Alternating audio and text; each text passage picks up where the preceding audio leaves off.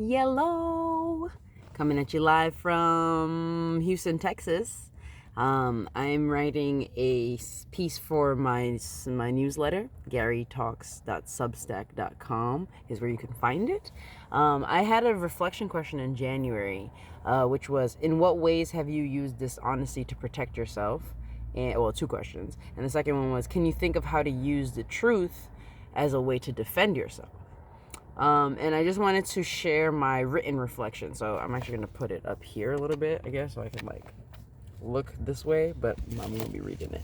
This is just for folks who would prefer to listen to it versus read it. So this question was really deep for me, actually. Prior to writing the question, I didn't really think of dishonesty as a way to protect myself. I have been taught to view dishonesty as a lapse in character, a lapse in integrity, evidence of a weak-willed person with no moral code who cannot and does not deserve to be trusted. I grew up in a household where honesty was proclaimed and defended as a core value. My dad is Haitian, my mom is Taiwanese, in case you were curious. I was encouraged to always be honest, to always tell the truth, especially when an authority figure asked about it. And I was punished when I chose to lie, and especially if I was caught. If I was caught. I remember the first lie I ever told, or at least the first time I was really caught in some lie. I was in middle school, around 5th or 6th grade, and I decided to invite a friend over to my house after school. We both didn't tell our parents because we figured it was just something small, since she was there for like 30 minutes and school was in walking distance from both of our homes. I remember that. It was like how close it was. My mom came home after she had left, and I remember her asking me if anyone had come over. Looking back now, it was hella obvious that she knew that my friend had been over, but at the time I decided to lie about it. I told her no. She snapped on me, obviously. What do you mean no, Gary? Her mom called me looking for her because she couldn't find her. She was missing for like half an hour. Why would you lie to me? I don't remember what I said then. Probably something along the lines of I don't know. But I know what I would have said now, which is because I thought I could avoid getting in trouble. It was then that I realized if you want to avoid getting in trouble, there are two paths available. One, don't do the thing that will get you in trouble, or do the thing, lie, and don't get caught lying. Obviously, it should go without saying that the first option is favorable, right? A lot less effort, a lot more peaceful, and it saves you the pain of getting your ass beat or just getting in trouble generally for doing something wrong. But this gets challenging when you really want to do the thing that will get you in trouble. For quite some time, I chose the first path, right? Being just not doing the things that would get me in trouble. I reported home right after school. I rarely acted up in the classroom. I also went to after school, so my mom had to pick me up anyway. So it wasn't like I was really allowed to explore anyhow. I rarely acted up in the classroom. I told my mom about everything in my life, and I asked for permission to do anything I desired. And it worked for a while because my desire to please my mom and remain out of trouble trumped any personal desires I had. I didn't really have crushes like that, and also it was made pretty clear that was not a path to explore, so kind of just like suppressed all of my stuff, or figured I didn't have any greater desires, so it's whatever. Things changed once I became a teenager, right, 14, 15, and I attended a school 2 hours away from my home. I grew up in New York City, for those who are new to this or who are just coming across this, and yeah, so I lived in Queens and went to school on the Upper East Side, so deep, far. I should make the upload of this picture a picture of the subway map so y'all can see that.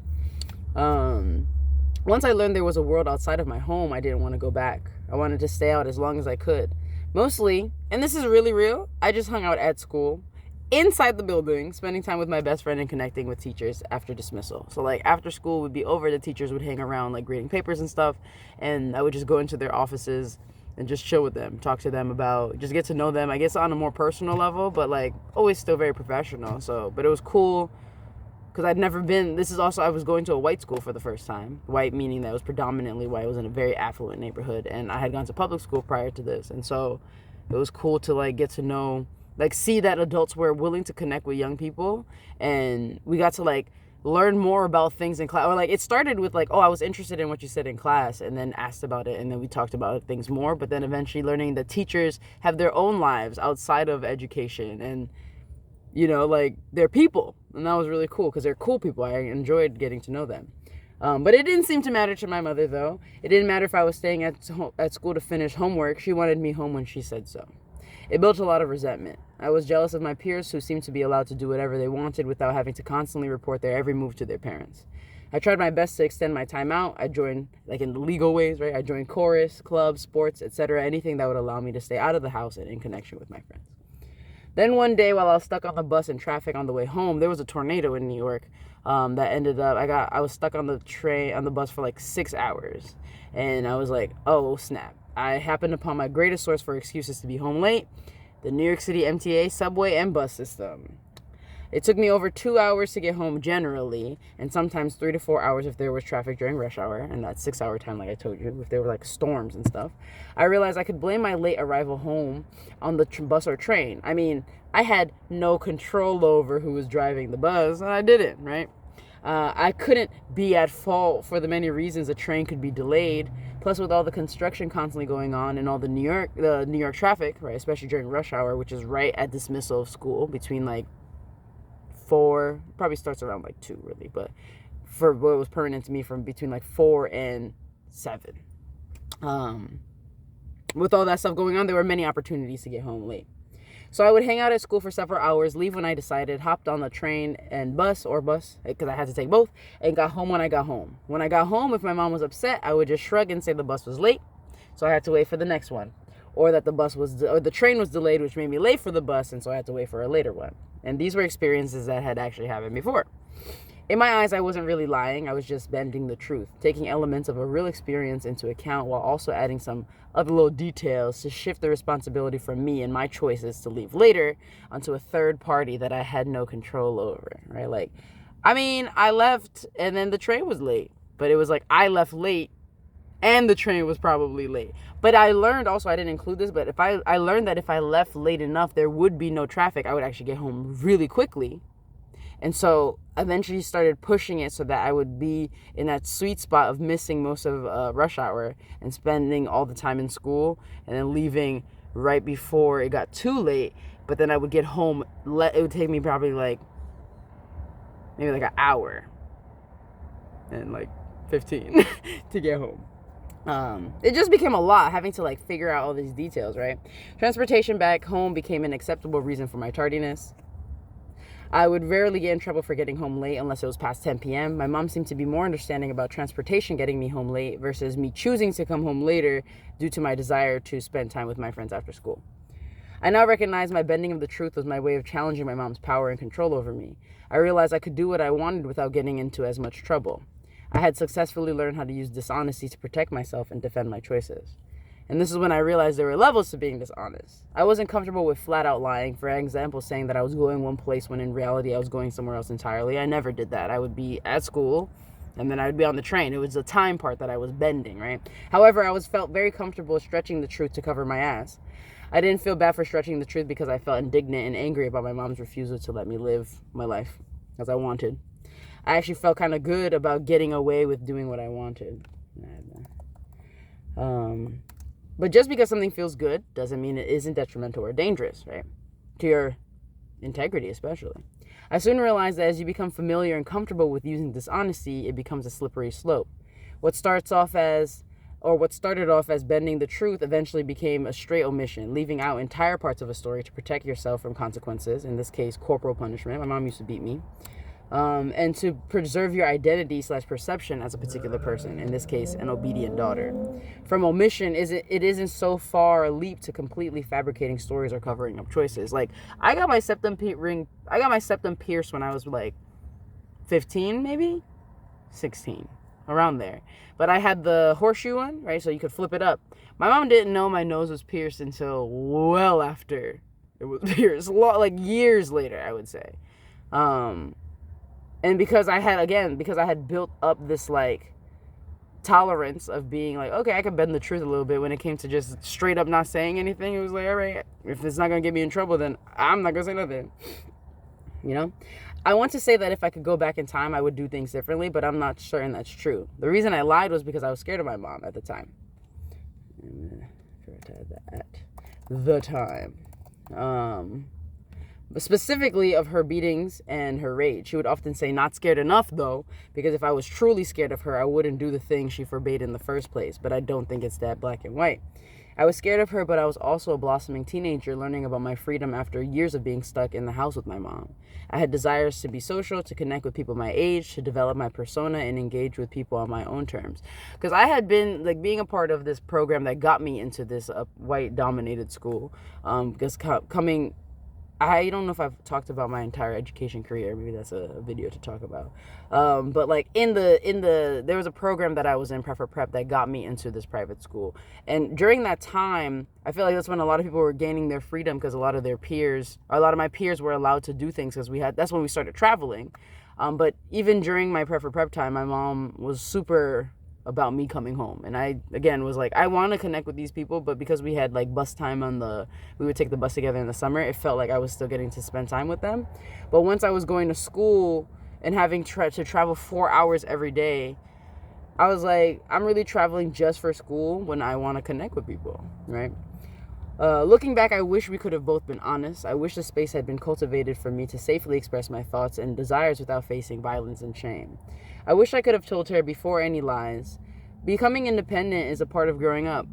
Going to school in a completely different neighborhood with completely different people is exciting.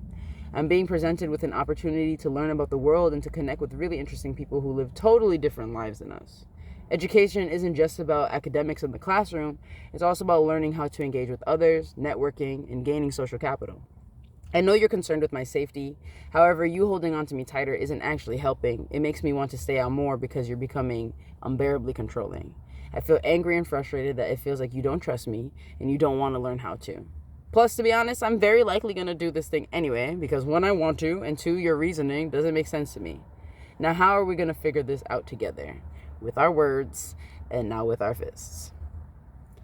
And something that I want to add to, I'll tell y'all, and I'm not going to type it necessarily, is like something that I really learned going to Sacred Heart is that it is really about connections, right? And like having strong connections with people. The reason we go to white schools or private schools, or just not a public school, or go to a different neighborhood to go to school, is for the capital, the social capital. There's a reason that we're going there, to network and to learn about different people and to be exposed to just totally different ways of thinking.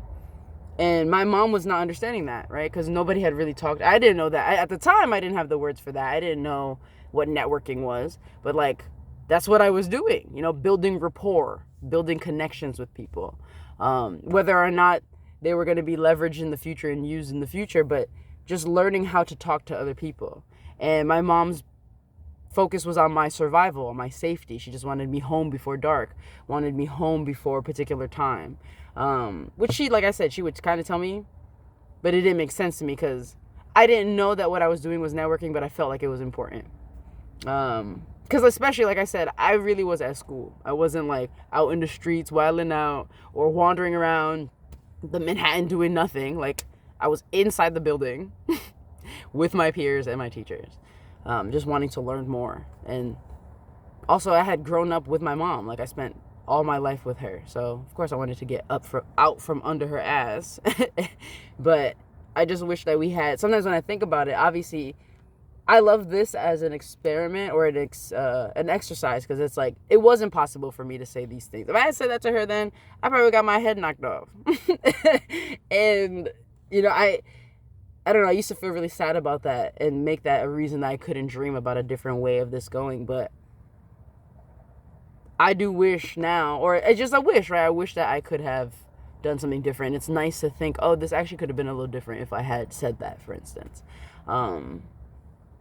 Yeah, it could have facilitated a whole different conversation. Or if we had another person to help facilitate that, But it's nice. I think it also makes me feel less like, oh, a person out of integrity and no character and you can't and be like, no, it kind of makes more sense. So I've left it with a question. I'll leave you with a question too. Think of a time you lied to an authority figure. And if you had the opportunity to be honest, would you? Now or then? And what would you say? And that's what I got for you. And if you're interested in reading my newsletter, every week is a little different. I post now every week.